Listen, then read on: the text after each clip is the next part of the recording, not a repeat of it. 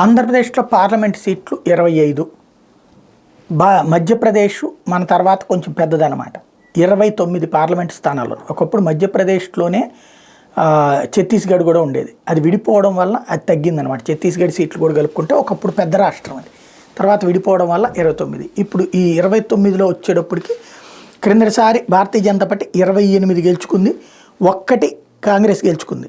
ఈ దఫా పరిస్థితి ఏంటి అంటే టోటల్గా చూసుకుంటే మధ్యప్రదేశ్లో మొన్న జరిగినటువంటి అసెంబ్లీ ఎన్నికల్లో ఘన విజయం సాధించింది భారతీయ జనతా పార్టీ. దాని ఇంపాక్ట్ ఈ ఎన్నికల్లో కూడా ఉండే అవకాశం ఉంది. క్రిందసారి అసెంబ్లీ ఎన్నికల్లో కాంగ్రెస్ పార్టీ విజయం సాధించింది, అత్యవసర విజయం.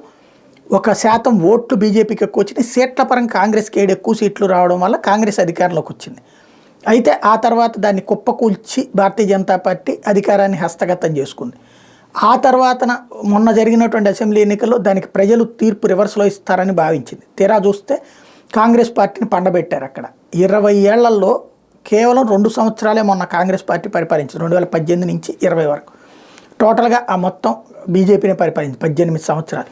అయితే ఇప్పుడు ముఖ్యమంత్రిని కూడా మార్చినటువంటి కారణంగా అక్కడ ఎలా ఉంటుంది అన్నది చూడాలి. ఎందుకంటే ఇంతవరకు శివరాజ్ సింగ్ చౌహాన్ పేరు మీద నడిచిపోయింది అక్కడ రాష్ట్రం అంతా కూడా. ఇప్పుడు చౌహాన్ని కాకుండా కొత్తగా వేరే సామాజిక వర్గానికి సంబంధించిన వాళ్ళని ముఖ్యమంత్రిని తీసుకురావడం అన్నటువంటి కీలకమైనటువంటి పరిణామం. కాబట్టి అది ప్రయోజనమా కాదా అన్నది ఇప్పుడు తేలిపోబోతోంది. మరొకవైపు దిగ్విజయ్ సింగ్, కమల్నాథ్ ఇద్దరు కూడా కలిసిపోయారు. ప్రస్తుతం పార్టీని కాపాడుకోవడానికి ప్రయత్నిస్తారు. ఎందుకంటే వాళ్ళ ఉనికి 20 ఏళ్లలో పైరైపోయింది. ఇప్పుడు అందుకే జాతీయ నాయకత్వం వీళ్ళని పట్టించుకోవడం కూడా మానేసింది. ఇట్లాంటి దశలో తమ ఉనికికి సమస్య కాబట్టి వాళ్ళు ఒక పక్కన ప్రయత్నిస్తున్నారు.